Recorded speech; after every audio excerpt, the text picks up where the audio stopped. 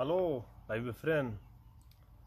Vandaag wil ik een klein beetje vertellen voor wat de eigen du schaamte als een Christ. Voor wat is du schaamte? Is du vielleicht schaamte dat we niet zelf in Bord hebben? Is du vielleicht schaamte wat we ontreiken zullen? En wat schaamst du als een Christ? Wat is du die rechte? Wat willst du gewinnen? Weet je, ik geloof, wie als Christen, wie zullen geen in de duivel vechten?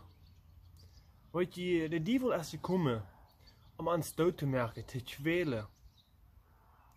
Weet je wat de duivel deed? De kleine kinderen verzocht al aan te kruipen. De ouderen, die laten met de duivel gaan.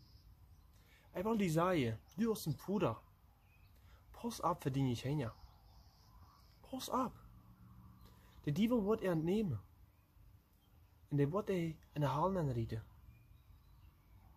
Ik wil die opmerken. Want du kinderen hast, versucht dich christlich abzutreiben. Es war nicht der Teufel, den nimmt der Weich. Und der Teufel wird dir noch versuchen. Der wird dir noch versuchen, dood zu merken. Du wirst vielleicht nicht antworten, aber von Weich. Aber wir wacker sind. Weet je, ich wollte je opmerken.